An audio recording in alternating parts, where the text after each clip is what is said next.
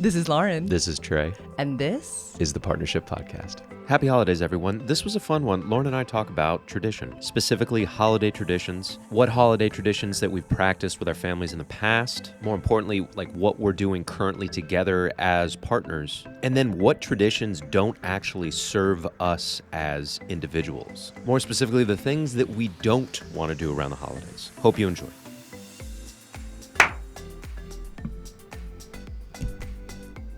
I feel a little bit like Britney Spears. Do you remember?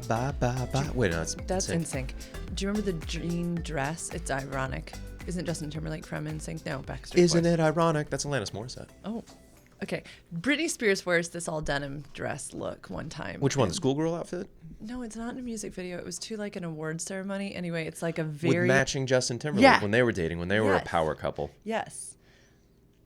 Wow. I do remember that. I think Justin Timberlake had like a bandana on or something. Anyway, don't I look like an all denim look today? Yeah. It's because it's so cold. It's a Canadian tuxedo, honey. Yeah. Why do people say that? To mock Canadians. Oh. I don't like them either. I love Canadians. Any Canadian listeners, turn this off right now. Love you, Kathy. Unlike and subscribe. Go ahead and like and subscribe. Except if you're Canadian. I'm serious. Baby. I would like to talk about, since it's the holiday times, holiday traditions. Merry Christmas. It's the 26th. We just celebrated Christmas yesterday. This will come out on the 2nd. Cool. And Happy New Year. Happy New Year. You and I have spent, it'll be when this comes out, 4 New Year's together. That's right, yeah. Yeah. And then 3 Christmases. We've been together for 4 Christmases. We had a blip. We had a break in there, like relationally, but we've had all the holidays together. And it has been really fun to learn what holidays mean to us. And Christmas was yesterday. It was highly relaxing, highly enjoyable. Let's start there. How was Christmas for you yesterday? It's so much fun. We wake up, we have coffee, we hang out in bed, we have lots and lots of sex. Mm-hmm. We went downstairs. You made breakfast, which was wonderful. We ate it in front of the fireplace. We goofed. We laughed. We opened a couple of presents early. The baby came in the afternoon. She spent the holidays with, or she spent the first half of the Christmas morning with her dad. Mm-hmm. And it was so much fun. And then we got the house tidy the day before. M came over at noon. We had a blast. Mimosas. Yeah. It was so much fun, babe. It's always so relaxing. Which is not what you remember holidays being growing up? Yes and no. Okay. Yeah, because we're going to segue into like our holiday trauma. Mm-hmm, is that right? Mm-hmm. And we can wait. We can put that on pause and sure. I can kind of bring us up to speed too. Sure. Would you say that it's like enjoyable, relaxing? Does the day feel stressful to you? No, we kind of do what we want to do. And no, I'd say it's the opposite, where it's like, I look forward to it now. Previously, I didn't like Christmas for a lot of different reasons. And I think that goes to childhood, but now I look forward to it with you. Yeah, and I remember you saying, and this is kind of what I want to get back to, when we first met, that you were kind of not looking forward to it. No, I was bah humbug. Yeah. Like straight up Scrooging. Mm-hmm. And our partnership in so many ways has been an opportunity for me to redo, right? And not everybody gets this chance. Not everybody gets like a second chance on loving a partner better. And I get this chance with you, and it's beautiful. It's wonderful. But I tell a lot of my clients that relationships are just containers, and sometimes containers need to break. And sometimes we glue them back together in a new and different way. Sometimes they break apart forever. So I want any listeners and viewers hearing this episode to remember that we can always break apart a container and then build it back up again differently next year. You are not stuck in patterns. It is a pattern, but we can create new neural pathways in our minds. Like we can create new traditions.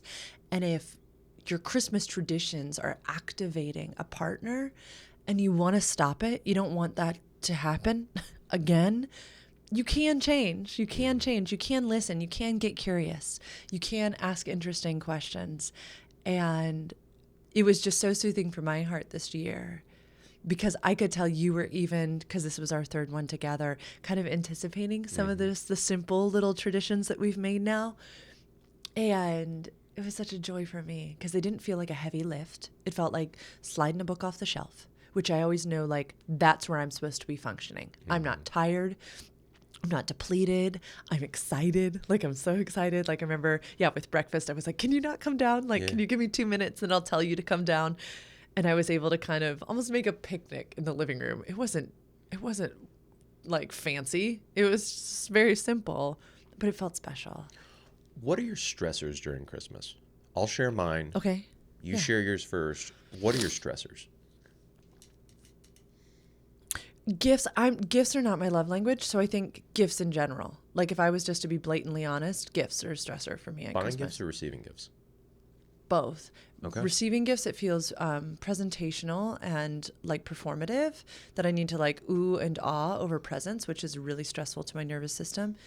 And then spending money on things that don't feel important or thoughtful or purposeful per people.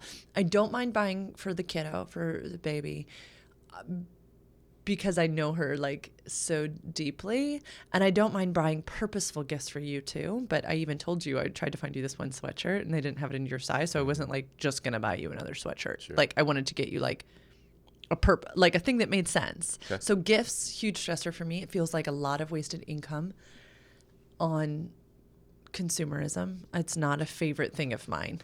I like to live minimally-ish. And then occasion things for the sake of how they've been done. I don't, Old traditions. obligation, I don't, are stressors for me. Like, we didn't go anywhere. We had people come over to our house. And this is the second year in a row we've done that, or the third year? Third year. Third year in a row. So people come over to our house. Right. And I we wouldn't cook mind. a bunch of food. Yeah. And that's fun. Yeah, that's fun for you because you do all the cooking, then I do the dishes. You do all the grocery shopping. That's right. Yeah, I do all the prep work as far as grocery shopping. So let's be very clear. Yeah, I'll go out and hunt. You go hunt for those groceries. Go hunt for the food. In the plains. In the And tall you grass. wash all the dishes. It is not me alone in that kitchen, right? Yeah, I do menu prep, right? And I come up with all of the things that I'm going to need, but then you gather all the groceries for me and wash all the dishes. And it fucking works. It so works. Because I like doing that stuff. I like contributing that way because, like, cooking is that's not my thing. I'll cook like to eat, but it's usually one pan and stir with butter. Yeah. That's how I cook. So you're such a good cook. Thank you. That's how I like to compliment your stuff. Thank you. Yeah, you're welcome. It's a joy. Yeah, so those are my stressors: consumerism and obligation. And they were stressors to me even when I was little. My stressors are the tree, like setting up the tree, putting the lights on the tree, like doing lights and stuff and tree. I don't like that. I don't like getting gifts either. No, I take that back. I don't like getting gifts when it's really, really busy, say in traditional, like, big box stores. Yeah. But I have enjoyed like buying stuff on Amazon 2 weeks prior or at the beginning of December. That's been fun because it's like a click. Right. So. Yeah, And then you did all that this year, babe. You did 100% of the tree. You decorated 100% of the tree. And I like it in the house, but I don't actually like doing those things. And I think that I know that goes back to childhood.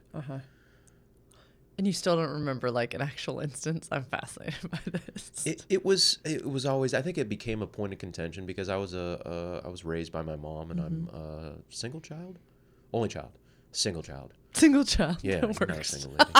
We're coining our own terms. Yeah, being a single child, not relationshiped.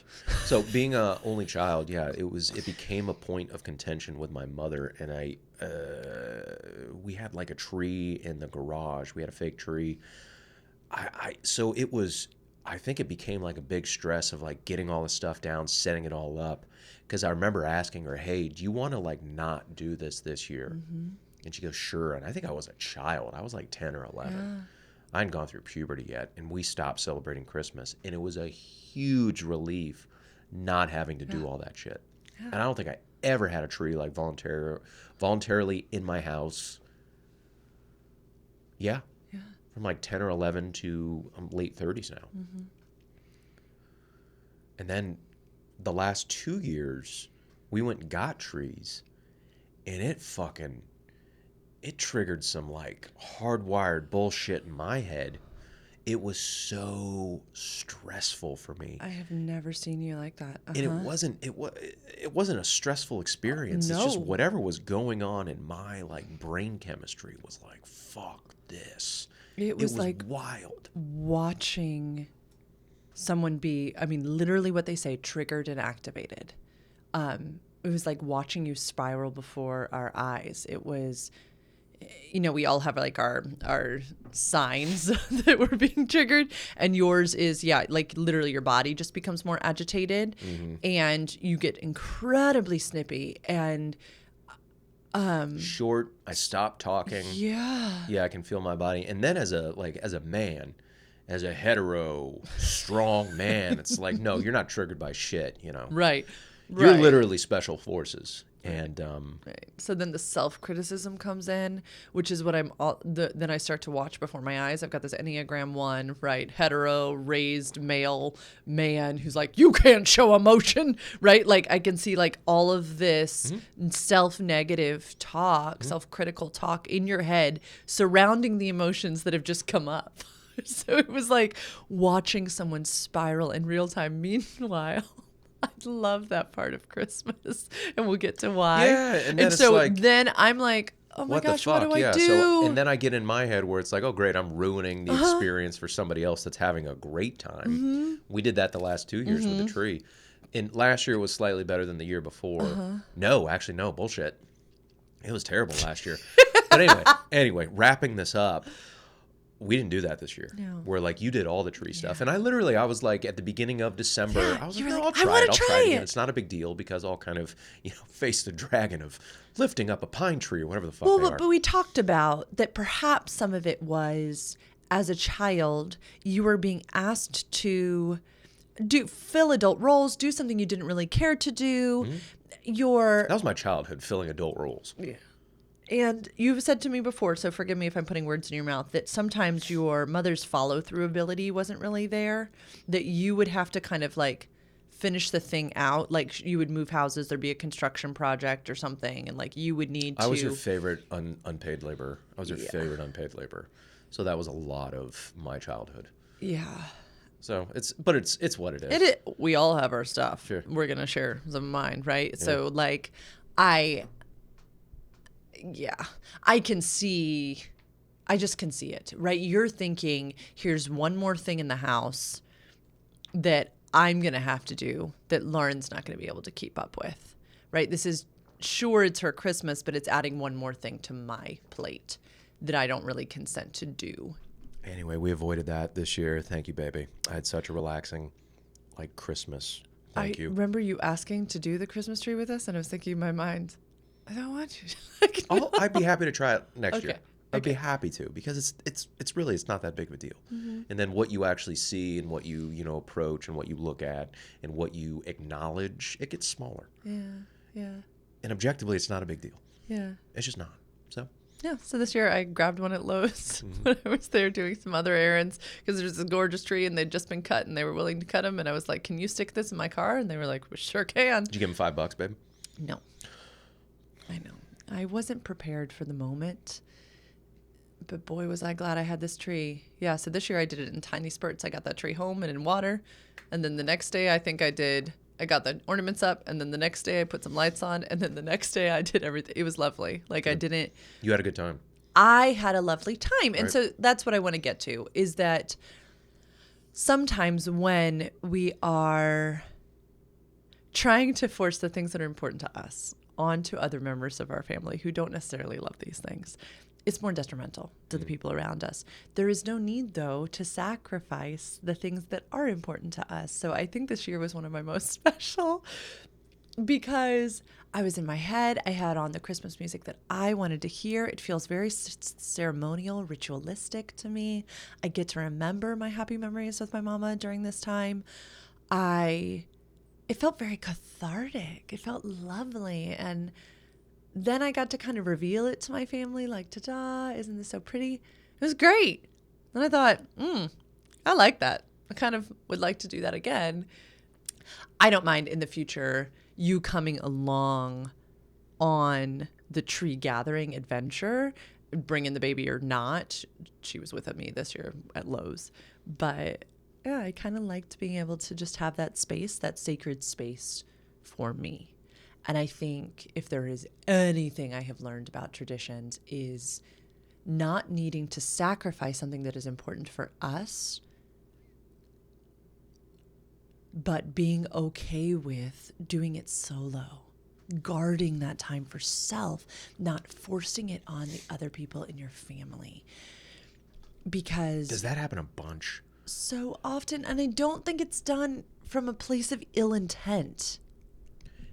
I guess, but like I can totally see a woman saying to a man, hey, we need to do this together as a family, especially if there's little kids. It's like, we need to do this to a family. Like, this has been a tradition in my family for a bunch of years. Like, we need to do all this.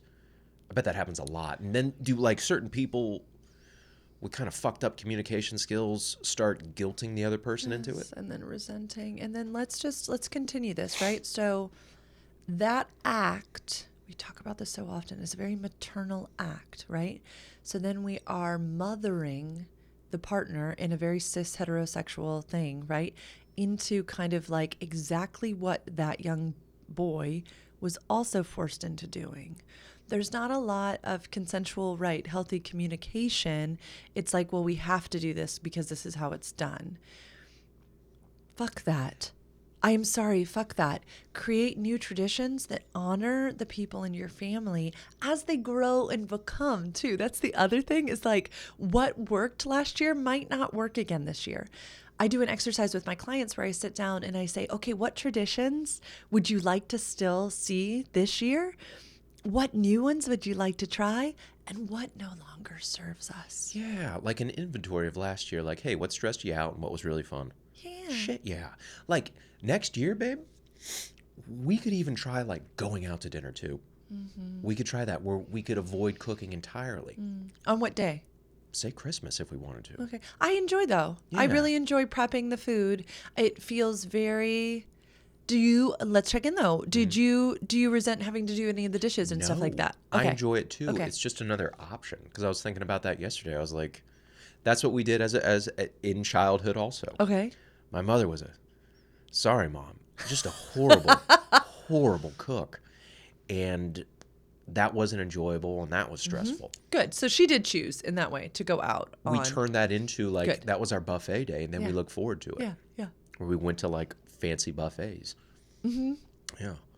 I wouldn't mind doing it like a Christmas Eve thing. I know a lot of people who, we tried, that was hilarious. What? We got DoorDash. We were so excited. We're in a small town. We're not in like a metropolis. We have one incredible Indian cuisine restaurant. Yeah. We love it. It's kind of pricey. We were like, no, this is perfect. Mama was doing like some last minute wrapping. And you were like, babe, what do you want? Let's see who's open. Let's have it sent. Yeah. Hour delivery time. We're so excited. Our like mouths are watering in anticipation. The doorbell rings, and it was like a lovely young couple, or maybe they're brother and sister, and they just say like, "Hey, we're so sorry. The bag ripped open on your front porch, about 25 feet away, and your food, 80% of your food's on the ground. We're super sorry." And we just kind of look at the bag and we look at them, and like, there's a bunch of soup, you know, with a dent in it, and 80% of it's gone. And it's all over, and it's like 16 degrees out. It's cold as fuck, and they're so apologetic, and kind of we're looking at the bag and we're looking at them and we're like, it happens. it happens. And they're like, you know, text them and like get a refund and stuff like that, and I'm just like, it happens. And then the crows ate it for the next 2 days. Yeah, we fed the animals. We were watching out. So that could become a tradition. Ordering Indian cuisine. Hopefully it gets delivered to us. But whatever, we ate it over the sink. Like, we literally ate it in the sink. Precious. And kind of we pieced it together, and it was fine. I think we get in trouble, and you tell me if you disagree. I think we get in trouble when we become married to the tradition instead of creating a tradition and then kind of going in with an open hand. Like, ooh, what will this become this year? How will this differ from what we created last year, what we attempt. It reminds me of sport, what you just said. Okay. Because there are certain coaches that say, this is how we've always done it. And a coach that says, this is how we've always done it, is usually a fucking loser. Why, in your mind? Because things change so fast. In athletics, things change so fast. And your athletes are changing and your opponents are changing, and understanding of human psychology is changing, right? Techniques are changing, bringing different, right, strength and conditioning stuff in so that feet can do things faster are changing. You can't do things how we've always done things. Babe, that's such a beautiful analogy for so many things, but especially when it comes to tradition. Like, children are growing, and some children love tradition, and that's what's fascinating to watch, is that some of our children are going to gravitate towards tradition. My kiddo was kind of upset that I decorated the tree without her, and I didn't know she was going to be upset at that. I showed her on FaceTime, like, look, and she was like, oh, I wish. And so we talked through, and that's a cool inventory thing where, like, next year that doesn't serve us. I said, got to do it together. I said, even if I do some of it, I will save some for you next year. And she was like, that would be really great. Thank you. Right. I thought she was going to be relieved because she's so much like you. She's a projector like you. No, she likes some of it. I think because she's never known stress. It's always been an option to her if she wants to engage in the tree. It's never been obligation. And so we have to be careful of that too. Our children don't carry our baggage. They only carry the baggage that we so lovingly give them. But yeah, we've always done it this way. Not helpful. Not helpful. Inventories are helpful. If individuals would love to go through an inventory with their partner, schedule a 15-minute consult. Click the link, because it's a fun exercise to be curious with our partners. Like, let's not force one another into things. Let's just not do it. Growing up, are you okay if I share a little bit about my growing up Christmas? It was always really special. And I think it's because Christmas had been really important to my mom in St. Louis growing up. And my grandparents did Christmas really beautifully. And so Christmas, when my first husband and I had gotten married, she had died really, really soon thereafter we got married. So we got married on May 4th. She was dead May 25th. And so our first married Christmas, he was dealing with a debilitating anxiety and depression and alcoholism.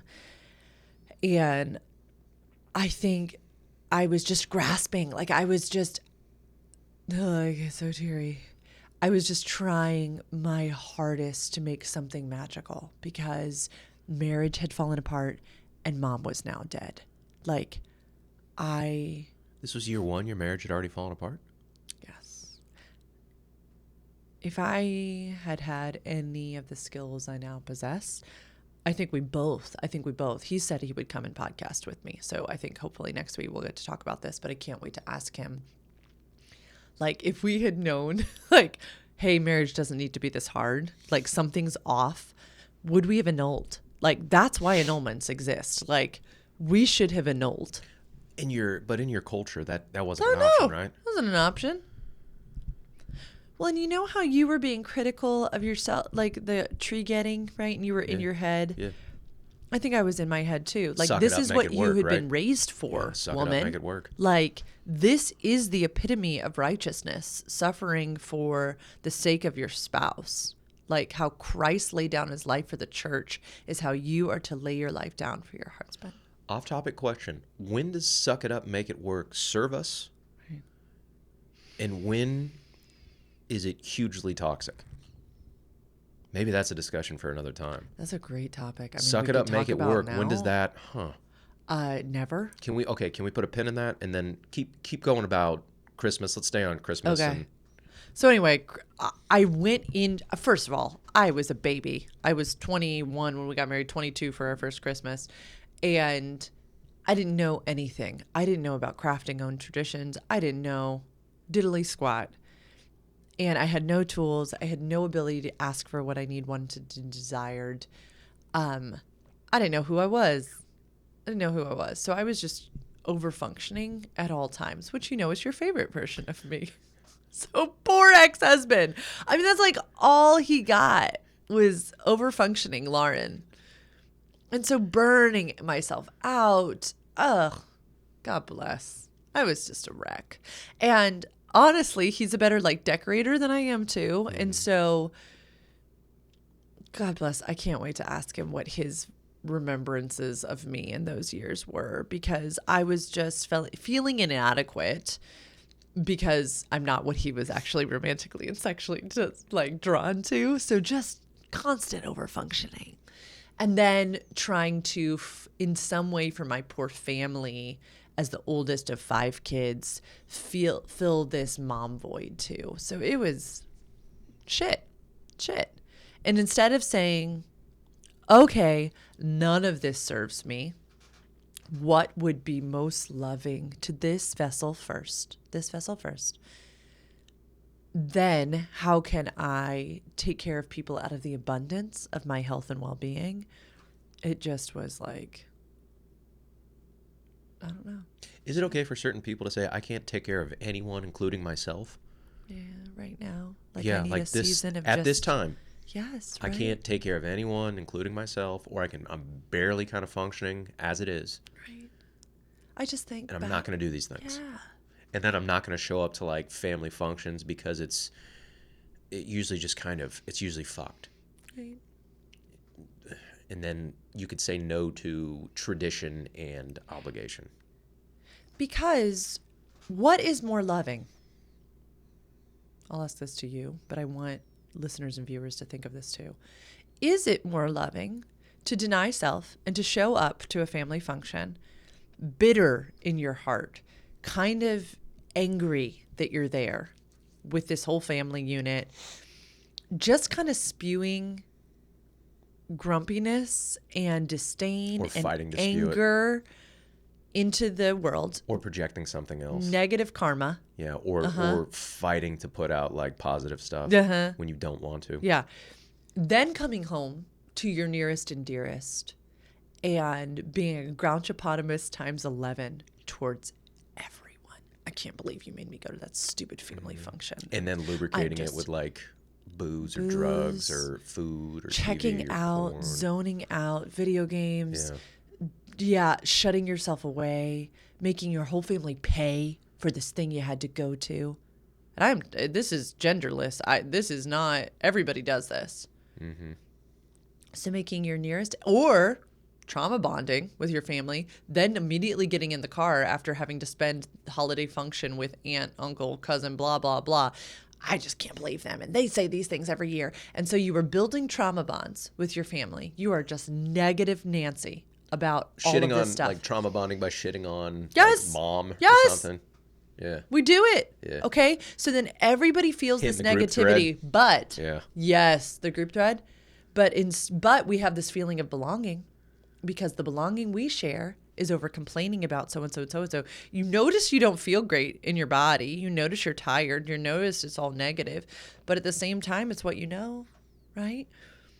So then the holidays are shaped by that. Okay, so that's option A. That's suck it up and go, right? What you were saying. Yeah. Or option B is stay at home, take a bath, read a book. Yeah. Ooh. Right? I'm sorry, family. Have a little red wine or maybe a little white wine. While you play Scrabble with the ones you choose. Or do some drugs, hopefully recreational ones. Out of choice? Well, let's be careful with that. Yeah, like are we numbing or is it a celebratory, right? Are we, Celebratory joint in the bathtub. Sure. It's a nice time. Yes, sure. Distracting the topic. Let's take substances out. Sorry. Yeah, so is it better to do that, to go out to these obligatory functions, then complain about said obligatory function? Maybe, the family didn't want to get dressed up in the matching outfits. Maybe yada, yada, yada, yada. Okay? Or is it better to check in with self, to check in with family? Hey, how's everybody feeling this year? What are the important things that we truly want to do? And what do we want to be brave enough to say no to this year? What feels obligatory to Ooh, us? brave enough to say no, because you're gonna get criticism You from are. your family. You are. You're gonna get guilt tripped by certain family members. Yeah. Okay. But so in the sex education world, we would talk about the power of consensual communication, and a no is no, right? And do we need to do things out of obligation, or can we be brave enough to say no thank you? Can we be brave enough to model to our children that we don't do things out of obligation or because it makes somebody else feel better, right? That is a slippery slope, right? That is people having sex later in life because they felt bad saying no because they would hurt someone's ego. We cannot model these behaviors for the young people around us. It is actually important to check in with self. It is actually critical, I would argue, to check in with self, because we teach children and young people to deny themselves, to not listen to what their bodies know to be true. Instead, we tell them to overfunction, back to your original question, like to suffer through, to push through. No, I don't think we should do that. I think our bodies are really smart. You and I were talking this morning about different congestion, right? Like things we're feeling. That's because our bodies are fucking talking to us. They're telling us, I don't want to do this. But we're like, suck it up for the sake of the family. Suck it up for the sake of tradition. Suck it up for the friends. No, I'm sorry. Sure, maybe it's going to disappoint people. But in the end, like the grand scheme of things, what is more important? Saying no, I'm sorry I'm disappointing you. But it's more important for me to like stay home and take care of myself this year, right? Lauren, who's just lost a mother and is in a really, really toxic marriage. What would have happened if I had known those skills? I don't know. Maybe I would have saved my sweet ex-husband 10 years of marriage. Maybe I would have been like, this is really messed up.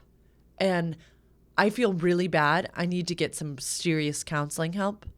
And maybe we would have been divorced 10 years earlier. Right? I can't go down that. Like, you guys tried to go to counseling, but didn't the counselor say like, hey, stick it out?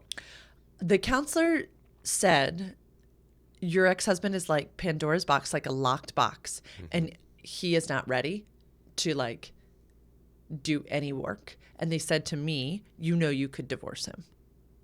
And I was like, what? No, I don't think I could do that.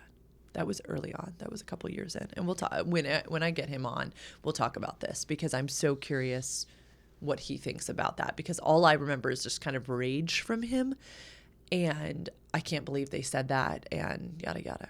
So it was just dark. Okay. We got way off topic there. But I think... Merry Christmas. Merry Christmas. Happy holidays. I think what I realized, though, when we were finally separated, ex-husband and I, is I remember asking myself, what do I want to do? I don't think I'd ever asked myself that before.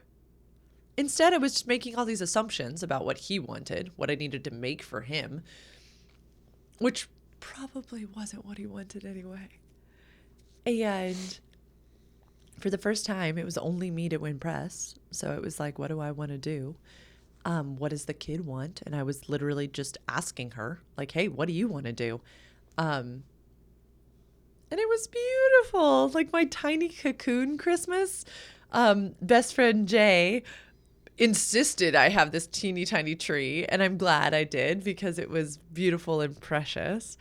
And yeah, that's when I started realizing, no, the making the food is very ceremonial to me, very ritualistic. I love the smells that fill my home. That's needed. I want that.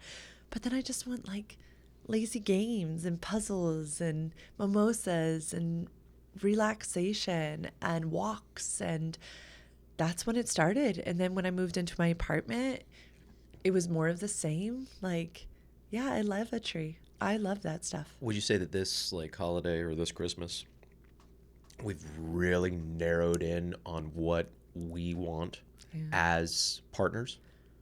Yeah, because then when you came into my life and we found the Christmas tree trauma, that was interesting. That was interesting. Like, how are we going to do this? Because one of the things that is important to Lauren is the decorations, the ritual of decorating, the ritual of getting a tree. but it's triggering to her partner. Oh no, what are we going to do? Yeah, and I think you shared something with me last year or the year before, is that you said, oh, you can do this all on your own. You don't need me. You don't need me to do this.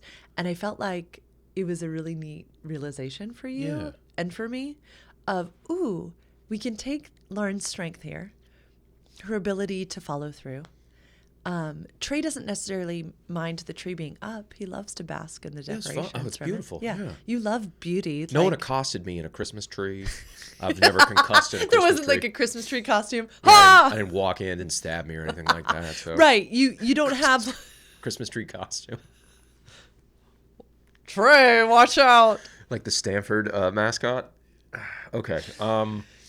Yeah, so I think we found ways. I like it in the house. It was neat to let go of my self-generated obligation that I needed to be there. And I think you gave me that permission where I was like, babe, I got this. And then you have the ability to carry such a load. Where you don't need me for everything. And I'm learning that. I'm learning it's like, oh shit, yeah. The partner has this. Remember we talked about in the last pod this projector generator concept of let the generator go out and have those outside friendships. This is one of those instances for me. For you to say, let her go out, hunt the tree, find the tree, bring the tree home is not an insult to your masculinity. It's not an insult to your... And it's not a sacrifice to you. No. Where it's like, No. You're not this precious flower that, No. You can take advantage of the Lowe's workers instead. Yeah, and it's up to me. You have to tip them in the future, I will tip honey. them. I didn't Baby, know. and if you don't tip them with money, you have to... Okay. Give them a little booty shake. Tip them with your body. That's not okay. Love you. This segment brought to you by Lowe's. I have to. We've got to trust, right? There has to be a level of trust in this partnership that if it is too much for me to carry on my own, that I will say, I do not care to do this, or I need help, right? And we talk about this all the time, that the serve accept starts with the person who's accepting the service. Will you help me do this? And then the person who's serving saying, yes, I will. I'd be happy to do that. And then me joyfully accepting. We've got to, in consensual communication and partnerships, start there. Will you help me? Yes, I will. Not just, I will help you. I will help you. I will help you. Why are you smiling? It's a very good point. It's just crucial.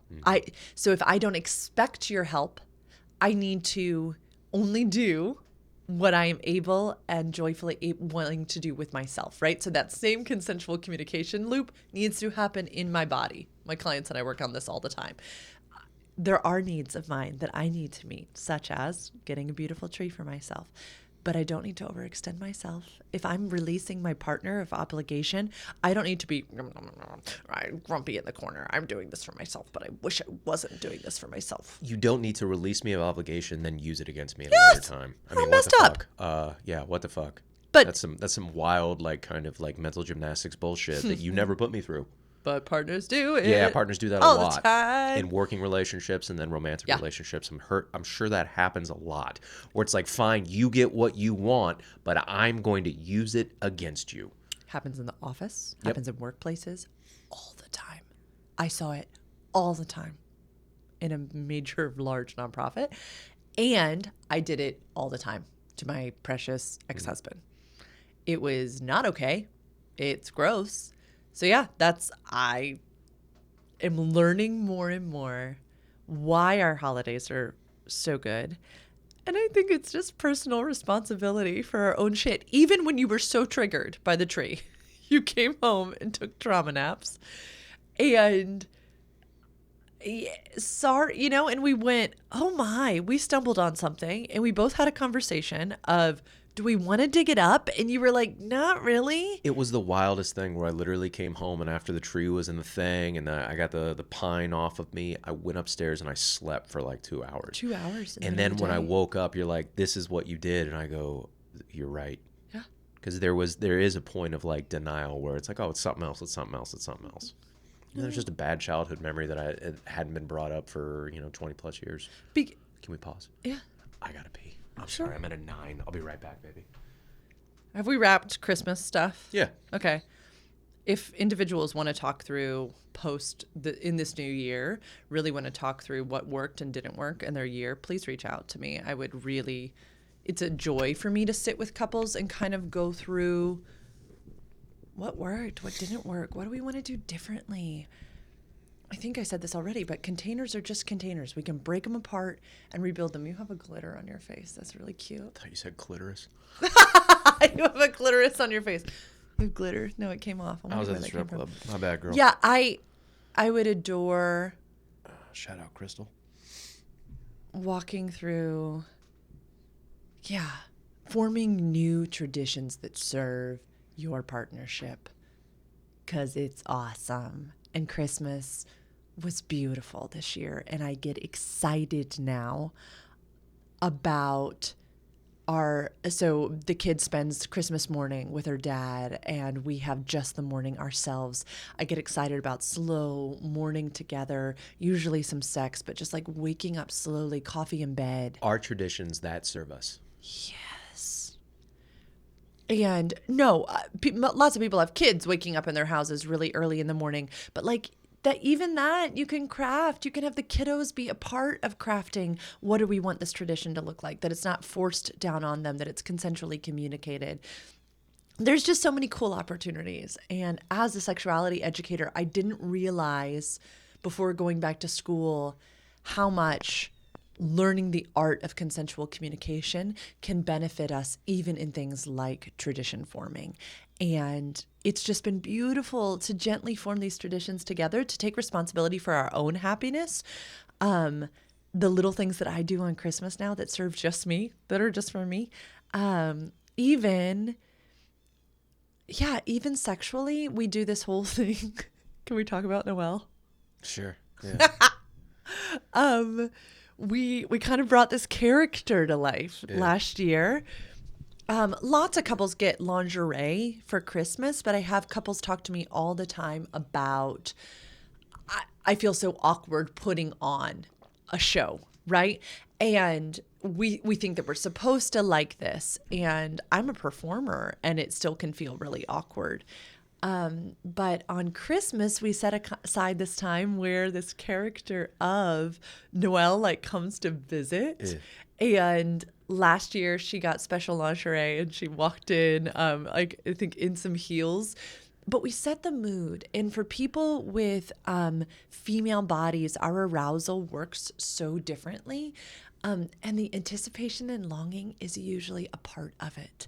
And having control over the atmosphere. So I think last year I started, the music I wanted playing, the Christmas lights in the background. I wanted you to be seated in this certain place. I wanted to come in these certain heels. I wanted to be admired. We now know Lauren's initiation style. Let's all just know, is this look at me initiation style. It helps get my sexual engine revving. And it feels very sensual to me. That's not going to be everybody's initiation style, so book a consult. But now it's the tradition that Noelle comes to visit, and I get excited about like what Noelle's going to wear. I get excited about surprising you with it, but there is time set apart for it that we carve out in our Christmas morning. And for people without kids, it's going to be simpler than people with kids, but it's really become this magical tradition. I don't know how it feels for you. I can ask you. It's wonderful. I love that you love it, and I clearly love it. It's so much fun. And you're right. Like, men are like a microwaved frozen burrito when it comes to sexuality, and then women are a slow-cooked simmering meal. It just takes a different amount of time. Yeah. And I think partners can really serve one another by figuring out what really gets that cooking and how they can help protect that for another. Because as we said on 2 podcasts ago, there's a lot of vulnerability and sexuality. There just is. And so fun lingerie can be bought, but it still takes a safe container to want to put that on and strut around. I've insulted a partner, like when she was trying to do fun lingerie. Yeah, and I really hurt her feelings, and I didn't understand it at the time. What did you think how did you do that? She put on fun lingerie. This was 10 years ago. She put on fun lingerie, and she did like a dance for me, and then I kind of giggled, and it broke her fucking heart. I didn't get it at the time, and I deflected at the time, and I was like, oh, you're overreacting, but I hurt her fucking feelings. Yeah. Because she had no rhythm. But it's so exposing, right? We're trying And to... she did it for me, too. And, like, what a fucked up move, but I didn't have those tools at the time. And also, we didn't talk through it at the time, and she didn't share her vulnerability with me, and... yeah, I didn't know not to deflect and kind of like push it off to the side. And I wasn't able to absorb what a vulnerable thing that is. Yeah. And then to be laughed at in underwear, it's kind of fucked. Yeah, I'm thinking about yesterday if you had laughed at me because I was dancing around to Santa Baby. Yeah. I would have been devastated. I would have been mortified, right? Like embarrassed, like deeply in my soul. Where I'm supposed to be her safe space. Yeah. Like, this is something just for me. So, I'm sorry. Container thing again, right? When we are giving our partner a vulnerable piece of us, we really want that container protected. And so many people with female sexual organs want to be desired. That's like such a high thing for us. And so then when we feel laughed at, we feel the opposite of desired. It's a horrible feeling. So anyway, it's a tradition I have come to look forward to so much. Like, I bought Noelle's clothes like a week in advance. We talk about like texting Noelle to tell her it's time to come over, right? Like, we make it a whole thing. I know that we are ironically blessed to have like a child-free Christmas morning. Sure. But I would encourage individuals, if it can't be a morning, maybe it's a part of the day though, if that's important to you. If you end up feeling like, oh gosh, I wish I'd had an orgasm on Christmas. That would have been a nice thing. It's a nice thing. It's a nice thing. Nice little present. Yeah.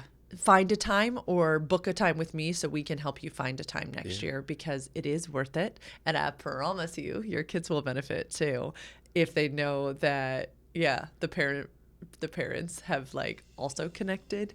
It's worth it. It's worth it. But it does take time. It takes vulnerability. It takes protecting that for the other one. It's become my favorite tradition. A really favorite tradition. But I'd love to talk about 2023 if you feel like that fits, or I can wait. 100%. Let's start and stop the cameras. Okay. The opinions expressed on this podcast are just that. Opinions. We encourage you to take what you like and leave the rest. We love research and hope you do your own. We hope that our successes and failures enable you to build the partnerships you dream about. So I like to take a little minute just at the end of these podcasts to talk about the platform that we use for our podcast called Anchor. When we were first getting into the scene of podcasting, I didn't know much, but did a simple Google search and found that by just uploading one high-res video to Anchor's platform, it does the rest of the work for me, pushes out the audio and video to every platform podcast users use. So if you have any questions, feel free to reach out to me, and I'd love to tell you more about Anchor.